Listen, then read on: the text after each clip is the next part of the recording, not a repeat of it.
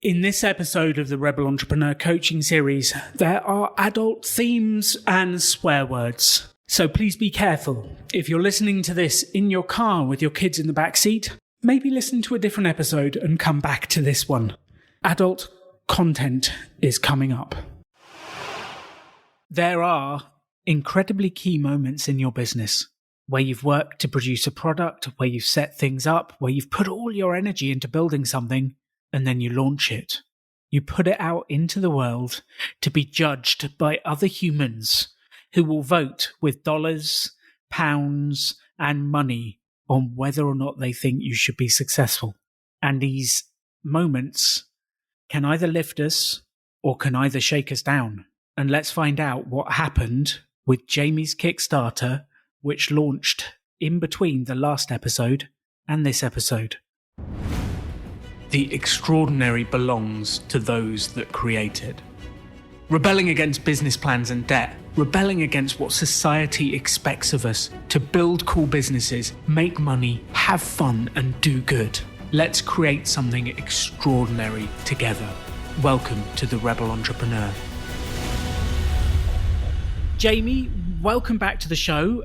We're 5 days after the Kickstarter launch, or maybe it's 6 days after the Kickstarter launch. And I have been lucky enough to have real-time updates where you've been sending me messages via WhatsApp saying what's been going on. And whew, what a journey this has been. What a journey. Yeah. So remember, was it last time when I was like, I should change the amount because you just want to get funded. And then and I was at 3,000 and I changed it down to 2,500. And then I had talked to another friend. He's like, you should put it lower because you don't want to not get funded. And I'm like, you're right. Well, I'm glad I stayed at 2,500. Well, this is an interesting debate. This is a fascinating debate because we were arguing, I was just like, just leave it at $3,000. $3,000 in Canadian is not a lot of money. It'll be fine. And we ended up going 2.5, splitting the difference. And we were worried about it. And the actions from last time, the 3 things you committed to were writing to everybody again and telling them about the launch, emailing the real life human friends and asking them to share it, and adding in that extra reward level. Were you able to get those things done before launch or on launch day? Yes. So I was able to rate my human friends, the ones I know in real life. I added 2 more levels. I changed the You Are the Victim from 200 to 250, and I added to Be in the Comic because there's 2 other clients who are going to be in the comic. I added 10 commissions digital. I added some marker sketches, and there was what I added to as well is there was comic with signature for $5 more. There was comic with print. There was comic with print signed for $5 more. And those are all my levels. And as I mentioned very quickly, without a big fanfare, but here we go. I made my funding. Not only that, I made it in 15 hours. On the first day. And it was a roller coaster of emotions. I was sending you WhatsApp. I look at my WhatsApp and there's all these voicemails just from me. I'm like, see, annoyed. Who cares? Yeah. I had to tell you, I this constant running. I'm our time zones are different too. So I'm I have to tell him all the things. So yeah, that was super exciting. I just couldn't believe it. Yeah, I want to relive that again because I'm feeling down right now, which we'll go into. I couldn't believe it. Honestly, I really didn't think I'd make it. I really didn't think I would make funding for this whole Kickstarter and that at the end I'd be scrambling.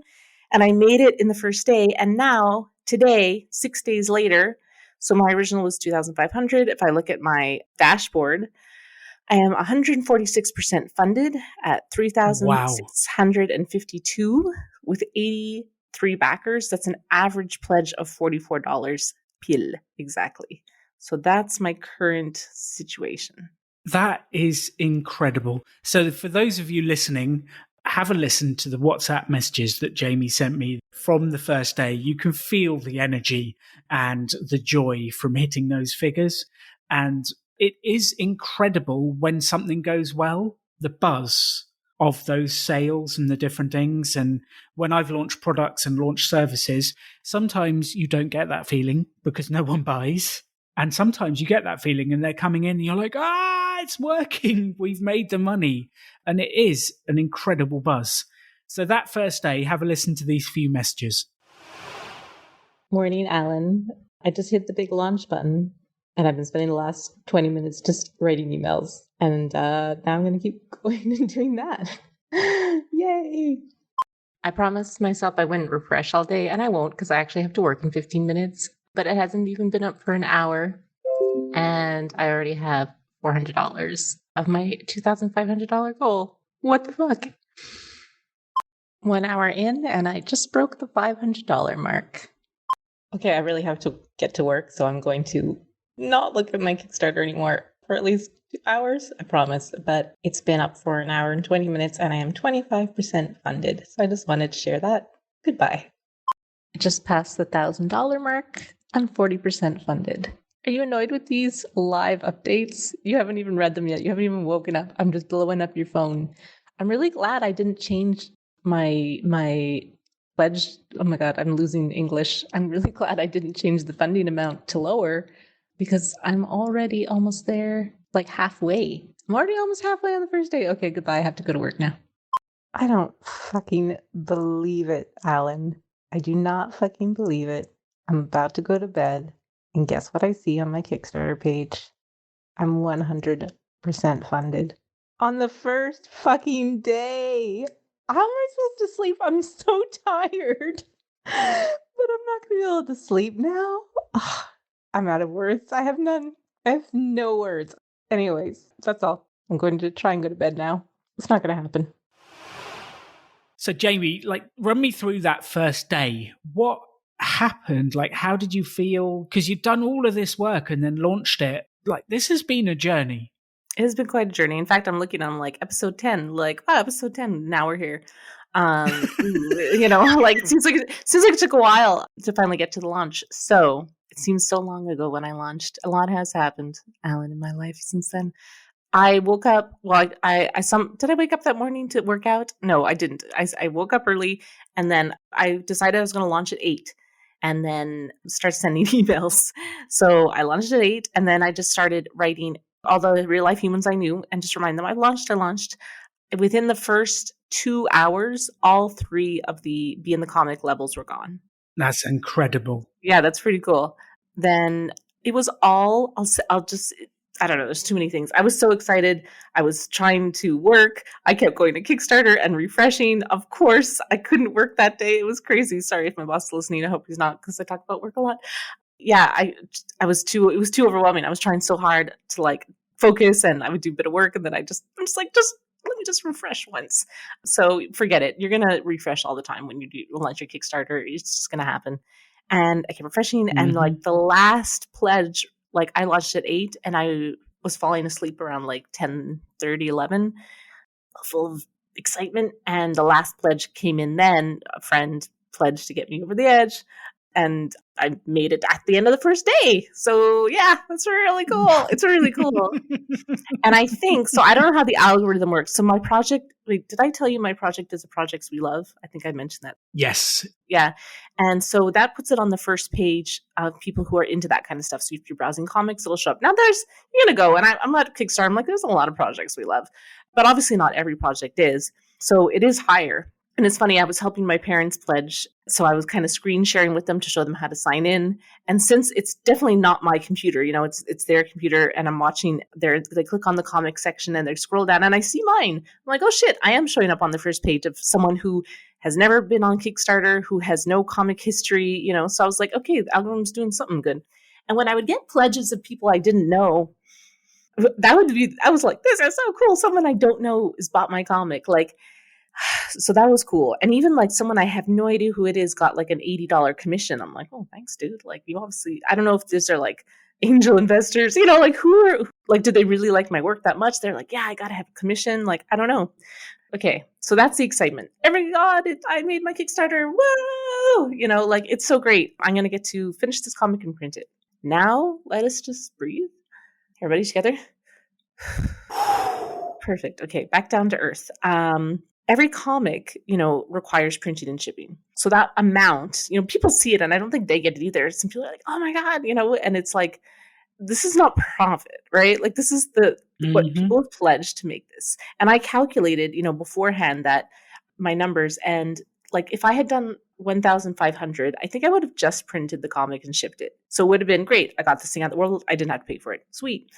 So I'm like, okay, is every penny over that profit? No, of course not. No. Not at all. Because you have to print and ship more comics. Like, it's not this magic thing. Like, and my lowest pledge amount is $16 Canadian. So that's a printed comic, shipping included to Canada and the States, not international. So I'm really making only like $3, $4 profit on those. So the thing that's really bringing in most of the money was those higher pledges. So the commissions, the digital commissions, because I mean, it's my time, but it doesn't cost anything more. Mhm. EB and the comic were big ones. Actually, you know what? Let's look over here at the analytics. So I don't know what everything means here, but I have like 18% pledge via Kickstarter. I believe those are people who found me on Kickstarter and they pledged right away. 77% via external referrers. So that's like my social media, that's an email link, that kind of thing. That shows the marketing you did worked. I guess so, yeah. And I think this is the biggest mistake people make is when they put a Kickstarter out there, they think Kickstarter is going to bring all the clients. And that just doesn't happen. So Jaymie, 18% has come through the algorithm and we were chosen like project we love. That's 18%. So yes, and nearly everything Jaymie has created has come through her work. Yeah, and then there's this one that's like 3% via custom refers, and I have no idea what that means, to be perfectly honest. I suppose I should have looked it up before. I think it probably means that one of their customers has then referred you to someone else. They've shared the product. Oh, so there's probably a share button. So I would assume they would be able to attract that, and that's probably what that means. We'd need to check, but that would be my guess. And then like there's analytics that say, you know, where it was from. So there's people who clicked on my Twitter link, email from Kickstarter, Instagram. So that's like my Instagram profile, direct traffic, no refers. So I guess that's like me sending the link to people. Yeah. And they click directly from an email, and then Kickstarter has no idea where that came from because it's just a direct link. So that would primarily be your emails, your messaging. Yeah. I know I wrote most people on Facebook Messenger, but I think because it wasn't on a page, it was in the Messenger app and it was the link to the thing. So for there, that was half of my pledges are just friends from Facebook. Half of it. And listen to this, half of my pledges is 49%, 29 people for a total of $1,820.29. So there's a lot of things to talk about here. But let's enjoy like, ooh, you know, there's so many things to look at. And there's one thing that I don't agree. Okay, so it says project followers, 115, converted followers, 21, conversion rate, 18%. But I didn't have 115 project followers. I only had like 30. So I don't know where they're getting that 115 number from. Here's an interesting metric. Project video plays. 217 people played the video, but only 42% watched it all the way through. Now, at the end of my video, I gave a link to a free erotic comic that I had done, and quite a lot of people downloaded it. But it means, because I would get notifications that people got it. And I was like, oh, neato. But, if you didn't watch it all the way through, you didn't get it. So, I've got a tip for that. So, oh, yeah. I was actually doing an episode yesterday, which will come out in the future about YouTube. And in terms of marketing, if you've got a video, you need to give a reason why people should watch to the end. So the next time we do this, it's saying almost within the first 5 or 10 seconds, enjoy the video and watch out for the special offer at the end. Oh, yeah. Of course, it was just a gift, right? But I'll definitely. Well, it's still, but it's a gift. You're giving something of value. And I think that's a really key bit to get people to watch the whole thing, to stay on the page and engage with you. That's true. And if they didn't back the Kickstarter, they still have something of mine to be in their mind. Oh, okay, good one, Alan. Exactly. And then you stay with them. Yeah. It's next time. But this is the learning. And I think actually I've already written down 4 or 5 points that I've learnt from what you have just said. And what I would love to do is for us to get a little document going that says, here's what we've learnt for next Kickstarter. Do these things. Yeah. Because there are some incredible clues that we can go harder on the next time. So that's awesome. And I can see every single person who pledged. And so, okay, there's so many things to talk about. What do I talk about first? Can I ask a question? Yeah, please. So how many people actually visited the Kickstarter page? Does it tell you how many overall views of page? No, it doesn't. But I put a Google Analytics tracking thingy. Now, I don't understand. Google Analytics is so complicated. And I was trying to watch a YouTube video before this, and I'm like, nope, too complicated. I'll deal with this later when I have more time. But I do know, so it says Google Analytics Home, users, sessions. Do you know what users versus sessions is in Google Analytics? So as far as I'm aware, a user is a unique individual and a session is a period of time on the Okay, page. so I guess some people came So back. single users might have several sessions. Okay, so there was 723 single users. Now I have some metrics if you wanted to go down this road. Okay, so again, so many things. Let's pause on that. Okay, so 723 people saw my page. I mean, we can talk about like bounce rate. Like there's an 82.73% bounce rate. I don't know if that's good or bad, to be perfectly honest. Session duration, a minute 35. I think the key thing here, which is great, a minute 35 is fantastic. That's a hugely long time for someone to be on a web page. That's watching the video, that's looking at the different levels, that's reading some of the stuff. That's fantastic. I think the key bit that I'd love you to get and the audience to get here is at the very highest level, the work that Jaymie has done has brought in 723 people to the page. So all of those messages, Facebook messages, emails, sharing on media, like that probably reached thousands and thousands of people. Then that goes down to 723 people reach the page. That goes down to how many people watched the video. And then that goes down to 83 people backed it. So the next time we're doing this, like if we can increase the numbers, so instead of, let's say we get 723 people visiting the page, the next time if we can get 2,000 people visiting the page and maintain the conversion rate, suddenly we've got nearly 200 backers. But that gives you some metrics to understand the differences. And then the next time we do this, we can start to look at what can I do at the very top to generate more traffic? Are they still coming to the page? Is the page engaging and am I getting backers? And then we can tweak the process to become better as we go. But until you've done it, you don't really know. You can get rough numbers for what's good on the internet, for the industry, that sort of stuff. But now you've got real numbers. Now we can start to look at it. And actually, like you're going to get a better conversion rate to start with because it's people who have been told about what you're doing and connecting with you. So over the next probably 20 days of the campaign, because we've got 24 days left, that conversion rate's probably going to go down. However, by the end of it, we'll get a realistic picture of what we can expect with a Kickstarter campaign that we can then tweak the next one and work on it. Because I'm assuming, like, this has been so successful, I'm assuming this won't be your one and only comic book and you're going to retire. Although, let's wait until you've actually finished creating it, printing it, before you decide if you want to do the next one or not. Yeah, so many things to talk about, yes. So we did an experiment, you and I, because you're really into getting paid before you put out the product. So you're using that on me for a Kickstarter. And there are Kickstarters that aren't, because I do see a lot of people in there like risks and they're like, no risk, it's all done. And I'm like, oh, lots of risk, it's not done. So, when I changed my risks up and I made that clear in the project, made it clear a few times. So people should know. And then I looked at some people who had I looked at tons of projects and I back a lot of projects too, because I love comics, but also, it's good karma, I think, to back other people, even at a lower level. Okay, let's talk about, I should have written, my brain is everywhere. Let's first talk about the thing that I really want to talk about is that most of this was done by friends and family. That's fantastic. That there's nothing wrong with that. If I made a career off of people who loved me paying me, that's fine. There's nothing wrong with that. But it's a first Kickstarter is a special thing and people want to come out and support you. It's a first thing. Jaymie's putting out her comic. This is amazing. I had friends give me money with no pledge. I had friends buy a low tier and pay me $100. It was wonderful. I'm just so floored by the love and support that I received. I thanked everyone, obviously individually, but it was just overwhelming. I cried a lot. It was beautiful. That will never happen again. And that's okay, because a Kickstarter is also about getting new followers. And now that I am funded, I'm a Projects We Love, I am getting new followers. And I want the next one to be, a lot of new followers. But that being said, the amount of generosity that I received was huge. And I don't know.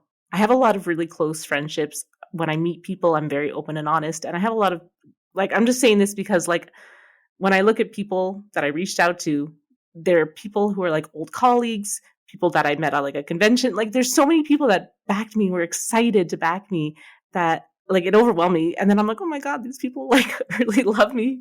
They love me. They really love me. So it is wonderful. It is wonderful to know that, like, if you're a good person and you like make real genuine connections, people will support the projects you do. But I just know that this is the first one, and I'm not going to have people like throwing $100 at me every 3 months. You know, if I do a Kickstarter every 3 months, I see your mouth moving. I'm going to let you talk. I'm going to stop talking for a little bit.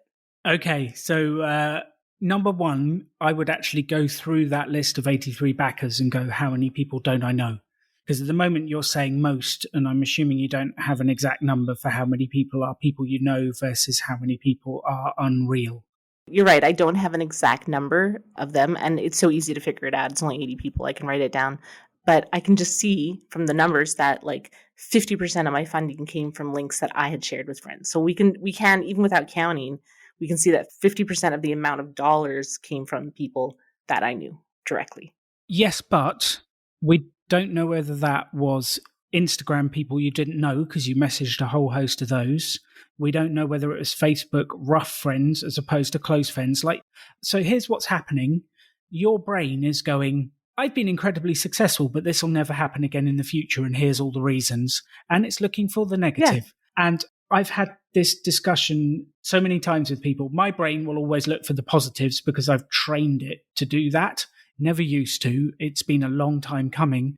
But I would go, well, okay, so at least 50%, maybe 60% of people don't have a clue who I am. That's the backers. So this is incredible. I've got 60% of people who have bought something and they're not related to me. They're not doing it because I forced them to.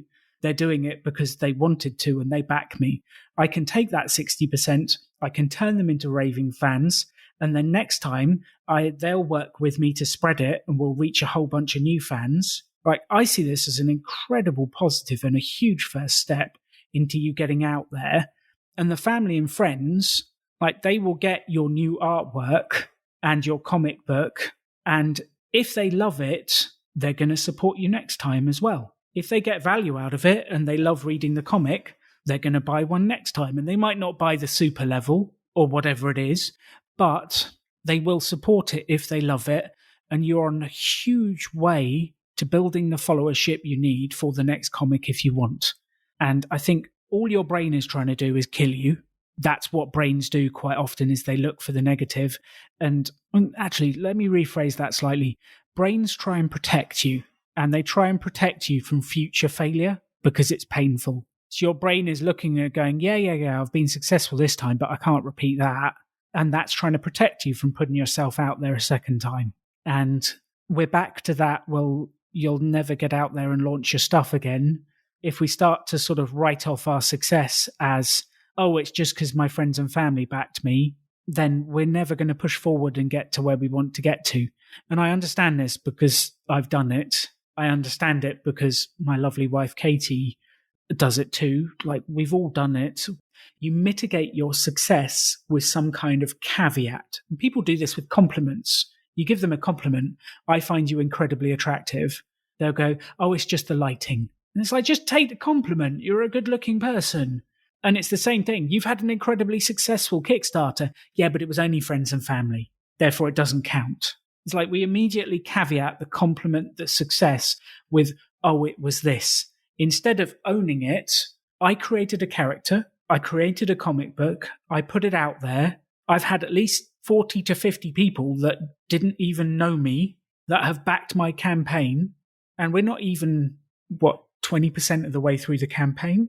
That number's going to shift because your family and close people have backed you now. So if we continue the promotion, it will continue to shift towards new people. And by the end of it, you might be 70%, 80% new people. And then you'll be going, oh, wow, I've got enough to go for Mandy 10 or whatever the next version of the robot story is, or we might change it or whatever it is.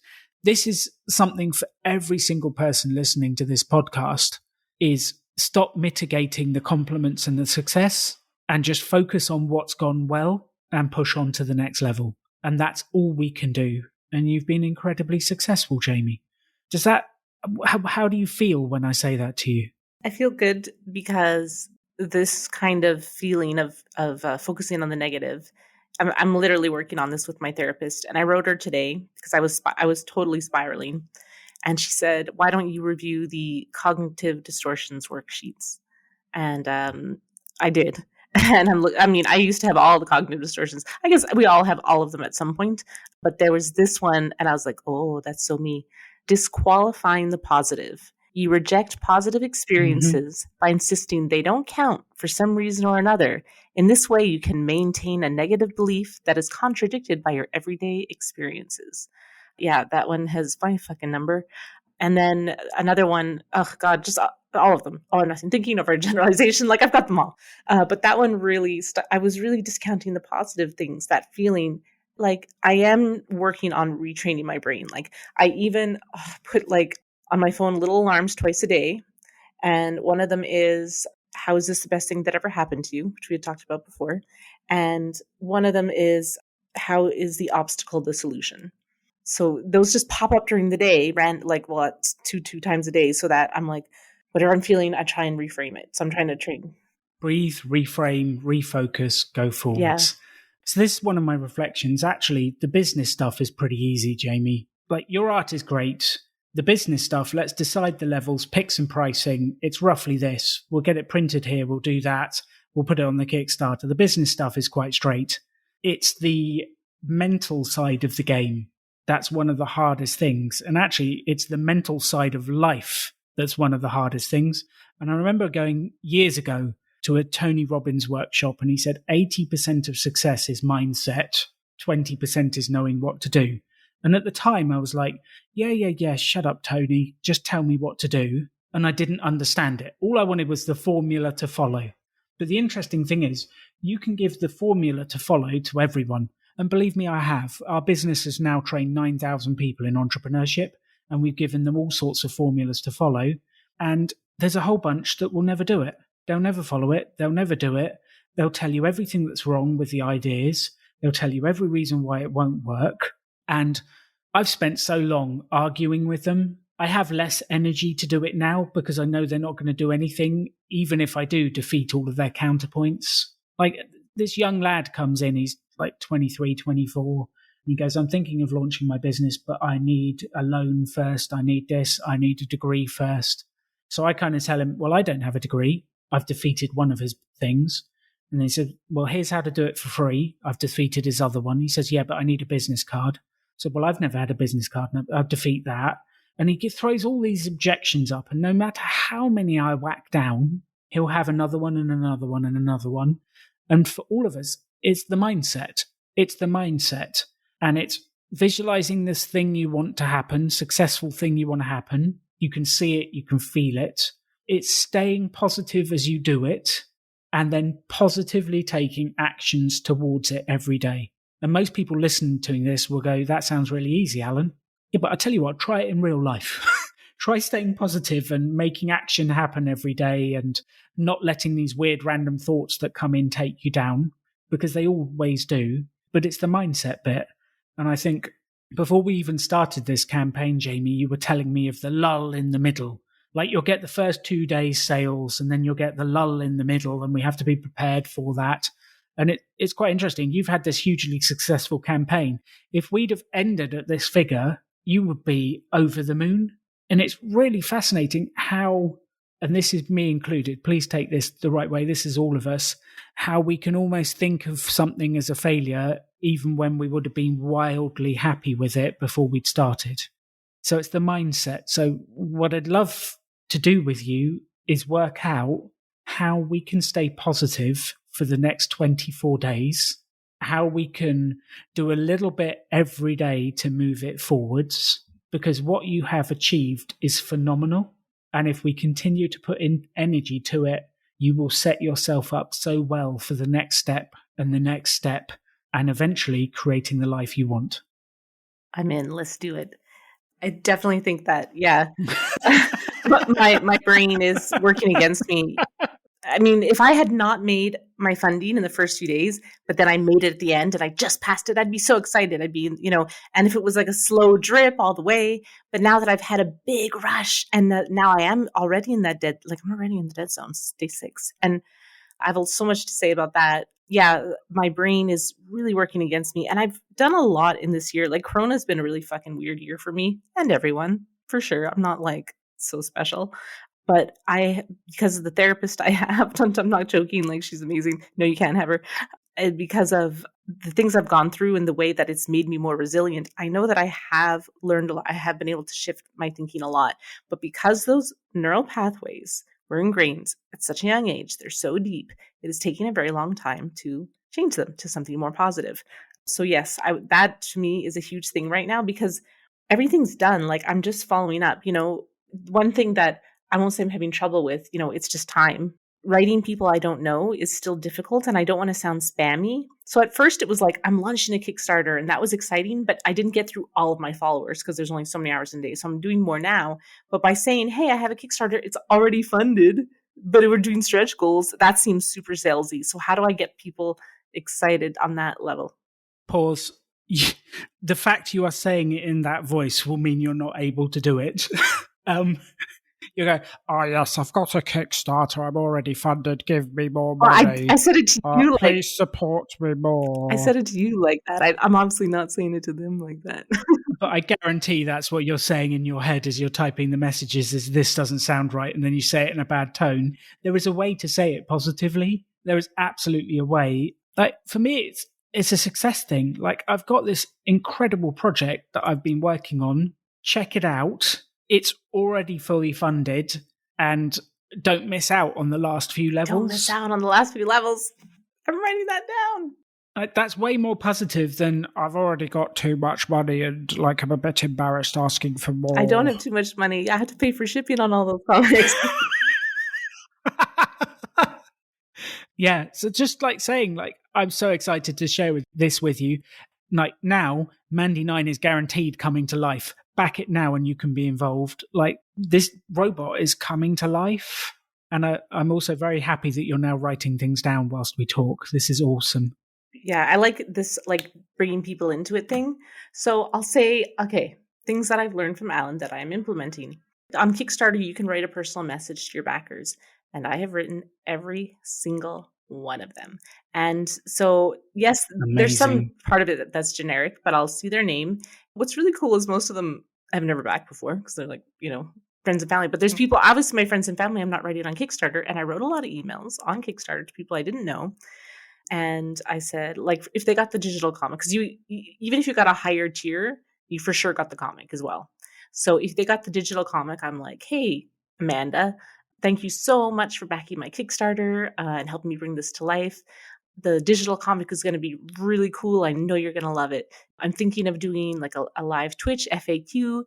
Would you have any questions you wanted to ask me? So that's my general statement. And then if they have the printed one, I say basically the same thing, but I can't wait to get the printed copy into your hands. So that's that. And some people wrote back. I wrote everyone. Some people wrote back. This one guy I just treat everybody the same, right? And this one guy writes me and he's like, love it. I'm thinking, I really like your comic. I was thinking of like mentioning it to my backers. And I go to his comic and it was one that I was eyeing for a while that I was going to buy, like I was going to back. And he's like the creator of Scout Comics, which if you know comics, it's like an indie brand, but it's still very well known. And they talk about it all the time on the Comics Launch podcast. And I'm like, oh my God, it's that guy. And we'd had it back and forth chatting. Again, I wrote everybody. It wasn't that I knew he was a guy from Scout Comics. He not just retweeted my comic, but he tweeted it and said, here's some cool projects that I'm following. So he tweeted my comic. I can look at the time frame. After he tweeted it, I got 2 new backers. So for sure it was linked to like him tweeting my comic. So that was amazing. Whoa. Yeah. Then that's amazing. It's super amazing. And then there's other ones that I'm just having conversations with people. Like there was another one that I had eyed as well. And it was more about like social issues. So, and I was like, oh, I love your comic. And we chatted back and forth. So, and then there was just fans, like people who just liked it. So that alone, like just writing everybody, engaging back and forth was one thing that I find is helpful, but it's also you could lose backers. They can never undo, but they can always go down. So it is good to engage people and make sure that they're like, hey, this girl is exciting, and yeah, I'm not going to go down in my pledge. I'm happy with doing this one. So I think that's a good follow up to everything. One of the things you said at the very start of this was that people have bought commissions and they're people you don't know and you don't even know why they funded these commissions. Like, why are you buying this from this random internet lady? I immediately wrote down in my notes, you can ask them. Like, I would be asking them, look, I am just curious. I'm so excited to do this for you. I'm on it. What made you press pledge? What was the thing? And there's some incredible learning to be had there. And I'm always amazed by the number of entrepreneurs I speak to who say, I don't know why this happened, or I don't know why that happened. And it's like, well, ask them. Just ask the question, because you just have no idea sometimes. And there is something to learn for the next project, for the next thing we do. So if you ever catch yourself saying, I don't know, ask. Will do, definitely. So I wanted to make a general comment about like me writing everybody on my follower list and all that kind of stuff. And, I only have about, on my Instagram, 420 followers. Okay. And I'm always, I'm looking at videos like, how do you get more followers? And I've been in that, and everybody on Instagram, every artist is like, how do I get more followers? And I got my Kickstarter funded with 400 followers. And most of them are not even from Instagram, right? What does that mean? Some of them are, but what does that mean? Well, it means that follower count is really bullshit. It doesn't matter if you have 10,000 followers, but you don't even show up on their feed. They don't really care. You're just nothing. Like, who cares if you have 10,000 followers? So I did do a mindset shift before the Kickstarter, like as with you, like as we started, before I launched. And this is when I started writing people individually. My brain just shifted and I was like, from now on, I'm going to forget about new followers. I'm literally going to forget about trying to get new followers. And I'm going to give the best experience to the people who are following me right now. So if I have 100 people, if I have 400 people, whatever, those people are following me. I'm so grateful. They're super special. And I'm going to give them the best experience. And that includes all my friends and family. So I have friends who love my work and they're supporting me. And I treat them like an amazing super fan. I want them to have an amazing experience too. And like when they retweet my work, I'm like, thank you. So I'm just focusing on giving everyone I can the best experience possible. And I want to say a few other things that I'm learning with the mindset shift. I know we said don't spend any money on this, and I didn't really. So, except I'm always talking about that Comics Launch podcast. So I backed his Patreon. It's $4 a month, but it's totally worth it. $4 a month, it's nothing. And he has a whole series, 12 days of the Dead Zone. And the first 3 days are just mindset, just talking about mindset. And like I was really in that deep space. And when I read it, he's going through a lot of things that you're talking about. He's talking about giving gratitude. He's talking about thanking every backer, thanking your mentors, just those first 3 days. And then the one thing on the first day of it, the one mindset idea that I'm really trying to focus on, because it's when I feel overwhelmed in everything in my life, this piece of information is really the only thing that gets me through it. And it is focus on what you can control. Because right now I'm getting like 0 backers or 1 a day, and they're small. Like I was like, oh, I'm getting into, okay, I got 1 and it's somebody I know. So that's cool. But I'm really in the dead zone. And first of all, he's like, try and call it something else. So call it like the heart of the campaign, call it like the backer appreciation, something like that. I like the heart of the campaign. That sounds kind of cool. So yeah, because dead zone sounds terrible. And yeah, what can I control? So I did make a list. I wrote it down. I don't have it in front of me, but essentially I can control my output. Like, what do I put out? My updates, I can control the amount of people I talk to. I can control the art that I create, but I can't control who follows me and I can't control who backs my Kickstarter.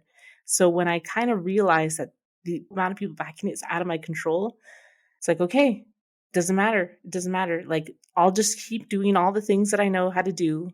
And that's it. That's all I can do is to keep making art, posting art, and engaging. So I've been using those 2 things. The one of treating every person like a super fan who's going to get like my full attention. I don't care who you are. And 2 is just focus on what I can control. So I've been engaging with people and it's been really fun. there's just been a couple people who are like, I'll ask questions on the updates and they write back and just back and forth. And I came up with like a fun thing to help start engage people. I don't know if you want to have updates. I don't want to have too many and annoy people. I don't know if having updates actually makes me rise higher or not. I don't know if that helps me with analytics, but it's fun. So I like posting videos because it's easy. So one thing I did was say, hey, guys, like, her name is Mandy9. My character's Mandy9, which kind of makes you think, oh, there was a version 1 to 8 before this. So what do you think that, Mandy number 1 looked like? And I asked people to answer. And I said, if I get 5, responses, I'll post a picture of what she looks like. And I had, 2 people write, then a third one. And then I just went to people who had engaged with me and I said, hey, blah, blah, blah. I really want to hear your opinion. Tell me. And so then they went and wrote and shared their opinion. And what I was going to do was not half as good as what other people's ideas were. And they inspired me. So I changed what it was. I changed the Mandy backstory to something really cool and posted. I'm going to keep posting those because I don't know. I just want to give people the gift of art since they backed me. And I think, it's nice you back a Kickstarter and they tell you when it's going to get printed and they tell you like, okay, we're doing good work, but imagine that they're also talking to you and getting your opinion and drawing things that you asked them to. Personally, I would love that. I think that's cool. I think it's completely cool. It is so cool. And actually, the lesson you've learned with the focusing on what you can control, that is one of the biggest lessons in life. Because when we run the Rebel Business School events, you would not believe the number of people who come to me and say, the economy is not doing well, therefore I can't launch my business. The government is doing this. The local council is doing this. In the news, they're doing this. And they will list all of these things that are completely outside of their control as reasons why they can't start. And I'm going, well, like, just do what you can do. That's all life is. And it's amazing. The people who do what they can do, like, this will sound weird, Jaymie, but it's so true. The thing I've discovered over the last 5 or 6 years is the percentage of people who can actually make things happen is minuscule. The percentage of people who can take daily action is tiny. People don't do it, and they'll talk about stuff and they will focus on the news. They'll focus on all these other things. I don't watch any news. I don't read any news. People look at me and go, well, Alan, how do you know what's going on in the world? I don't care. I create my own world. I do my own thing. If something big happens like coronavirus, people will tell me. And I will then look up some stuff and read some bits because it's safe to. But in general, I focus on building my own world. And that, the lesson you have learned and you're applying now, is the thing that's going to make the difference for you. So over the coming 24 days of the campaign left, we need to focus on what you can do. And what you can do, we've not even messaged all your Instagram followers yet. We've not even started on your Twitter followers. Like, we've not even messaged those lot. We haven't engaged. Like, there's a whole bunch of marketing we can do. And my question for you, just whilst we're here, are you still doing 20 to 30 messages a day to the Instagram, Twitter people that you don't know? Yeah, I am mostly. Like, there was a couple of days when I was very, very busy and I couldn't. And I'll tell you, today I opened up all my 30 tabs to do it. And I was having a lot of anxiety because I did it the other day and I was like, I'm not happy with what I wrote, although I did get a sale. So I don't know because it didn't work. And I was feeling anxiety. I'm like, how do I do this now? And I realized that, well, another thing I keep telling myself from you is, whatever I don't feel like doing is definitely what I'm supposed to be doing. So if I don't feel like writing those people, that's the thing. 100% got to be doing it. So I realized, I talk about my routine a lot. So I wake up, I journal, and then I work out. So I've decided that I wake up. Sometimes I haven't been journaling during this because my time has been so limited, but it's either 30 minutes or 30 people, depending on what comes first. And I just get it over with because I hate it. And when it's done, it's done. It's not really that bad. I don't hate talking to people, but I hate talking to strangers. It causes a lot of anxiety. It makes me nerve-wracked. So I just get it over with right away in the morning and then it's done. So yeah, I'm doing it. I did take a few days off because I didn't know what to write, but now I am back on board. Excellent. Because the number of sales that come in will be directly related to the amount of sales activity you do. And I know that shouldn't be breaking news to the world. Mm.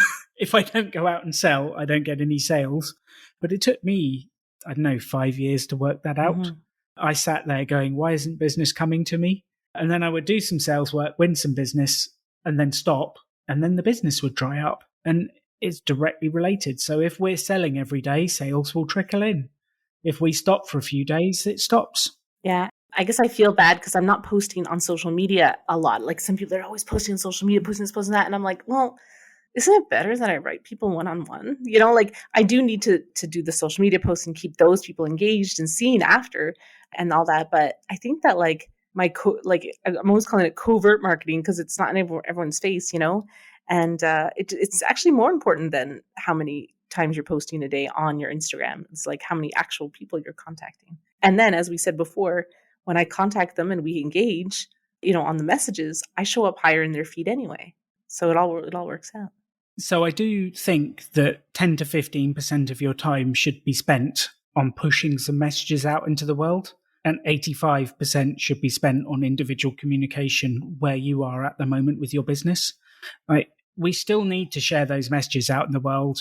The people following you still need to see that it's going on. If you post, we've launched, and there's 2 exciting posts, and then they hear nothing from you for 2 weeks, they're going to forget it exists. Whereas if you kind of go, week out, like we're 100%, 50%. This is incredible. Thank you to everyone. You're amazing. There are a few levels left if you still want to get involved whilst you can. And like a big thank you to people, and tag some of the people you want to thank for sharing it, and friends and stuff, and a big thank you. Like that's an incredible post to make. And people will be proud to be part of your success. And success begets success. Sales begets sales. The best time to get a sale is when you've just got a sale because you're buzzing. If you go a few days without a sale, you lose your nerve.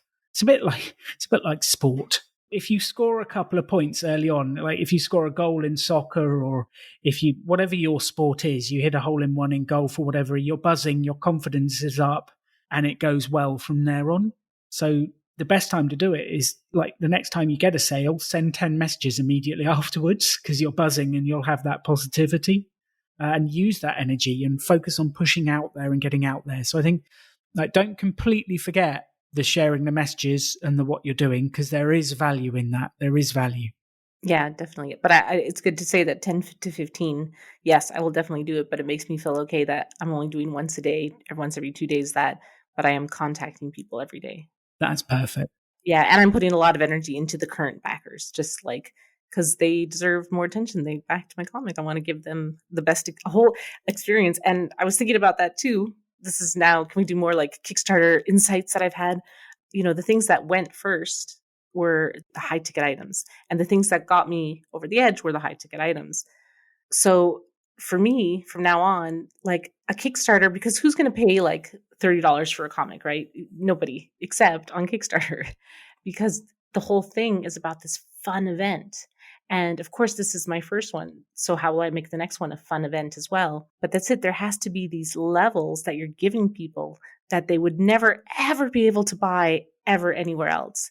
And the discounted commissions is great. Being in the comic, okay. Can I tell you a story? So one of my friends shared it on Facebook. I saw her share the post, and I saw like this backer. I'm like, that name looks so familiar. And I didn't write them right away. I was trying to figure out, I'm like, I'm not, who is this person? How do I know them?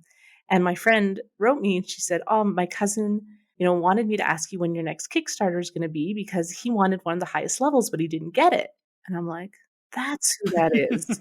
Because he got a marker sketch and he paid $70, like more than the cost for it. And so I wrote him and I'm like, hey, your name, John, his name's not John, obviously. Hey, John, you're my friend's cousin. Like, oh my gosh, that's so cool. Like, thank you so much for backing. She told me that, you missed out on one of the higher levels. Which one did you want? If you wanted a higher commission, I could open one up for you and not tell anyone and you could take it. But before I said that, I said, so cool. She said, you love comics. What are your favorite comics? Just full on like engaging with him. Right. And I said, so then he wrote back. He's like, oh, I love this. I love the Max, which I talked about in my video. He says, I like the darker superheroes, like that Spawn. And yeah, I would like a higher level commission. I'm like, I love Spawn. I'm rereading them now. Like talk. And then like, yeah, okay, cool. I'll do it for you now. I did it. He backed it, and he even did higher than what it was. And he was really upset that he couldn't be in the comic. And now that I've engaged with him, he's commenting on my updates of like Bandy 9, like here she is, and he's posting stuff, and we're talking, and he asked me about like comics, and I'm writing him back, and now I've made a friend, but like this is so amazing that like that person, it's a friend of a friend, so there's like, you can call it like a warm lead, I don't know, but now he's a super supporter of my work. I just met him, and it was just from reaching out and contacting him and having that one-on-one, actually just writing him, saying thank you, and offering him the opportunity to have that higher tier if he wanted it. So I don't know, I just thought that was a cool story with everything. I think that's an incredible story. And there's two parts there. You're exactly right. Number one is the one-to-one communication. Like you've gone one-on-one with a customer and with a friend, with a customer, with a friend of a friend, and it has generated new business and you've created a fan. Number two, he's then excited for the next time it comes round. Mm-hmm. And I think the biggest thing here that I got when you said in 2 hours, all 3 of the highest comic levels were funded, like that is a clue for your future work. People are like, wow, I can be in the comic book. That's an incredible thing. And it's like, this is fantastic. So the next time we do it, we need to go through and work out what the opportunities are, how it works, where people might be in it. And you might have 3 people in the background and a few people here. And then one person dies. And then one person, like, you're the gritty detective that tries and solves the murder, and we'll base that character on you. And I think you could have fun with it. And there is a huge clue that the money and the opportunity is in the higher levels. And yes, we still need to sell the low levels because we want your comic book to get out to everyone. But the higher levels are going to be the super fans who help you share it even further, which is going to be so useful for you. Oh my God. Can I just say something for next time? Because we definitely don't have time this time. But I would like to talk about audience and niching your audience. And the audience that I thought I had is not the audience I'm attracting. And I'm wondering, okay, do I just accept that and focus on the audience that I seem to be attracting? Or do I shift my work to find the audience that I want to attract? But that's like, honestly, I feel like that's like a huge thing, and I don't want to get into it today. Well, I'm going to ask you one question on it, seeing as we're there anyway. And the question is, would you like to fight the universe? Oh, no. Or would you like to accept what the universe is sending you? Yeah, I'm done with the fighting. Yeah. Done a lot of that. I'm good. Like, people are coming, so let's ride the wave. Like, people are buying, let's go find more of the people that have bought. Why do we want to go and fight for people that like struggle to get them when there's a whole bunch of people who are turning up, and let's go get more of them? The reason is that I thought my audience was me, like spooky girls who are like feminist, but also like very empathetic, and it's mostly men. my backers are mostly men, and like there's nothing wrong with that. I'm so confused, and then I'm like, I guess I like, because in my Instagram profile I'm like, dark fairy tales for spooky girls, and now I'm just going to change it to spooky people, because I'm like, maybe I don't give a fuck if it's about, like, maybe here I am so like progressive and, gender neutral, like is totally cool with me. So why am I even using spooky girls? Like, yes, I definitely. Spooky humans. Yeah, spooky humans. It's super funny. I love it. Like, I am definitely like, I am, assigned female at birth, and, that's how I identify. So for me, I don't mind using she, her, but I'm like, in general, like, yeah, I understand that, like, as a progressive person, why am I even like using the gendered terms? Maybe I should just embrace that and be fine with it. So yeah, here we go. Going to just be for spooky humans. Yes. Let's go with the flow, accept what's coming our way, and go out harder to get more of the same. And you can spend 10 to 15% of your time or 20% of your time going after spooky women. But if it's generally spooky men, then like throw your energy into that, and you will go further going with the wave than you will fighting the wave. Yeah. And hey, if there are people who are attracted to my art because it's a pretty girl drawing pretty girls, who am I to like detour them? Like, if you want to throw money at me, I guess I will accept it.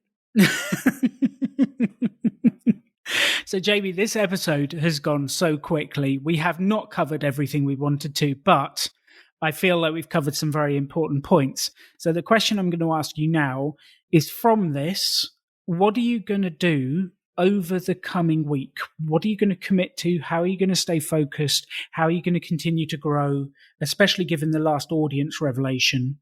over the next week, what are the 3 things you're going to do? Oh my God, we didn't even talk about stretch goals. And I hope we can talk about it maybe on the WhatsApp or something. I have certain stretch goal ideas. I had to create them because I didn't even think I'd get there where I would need them.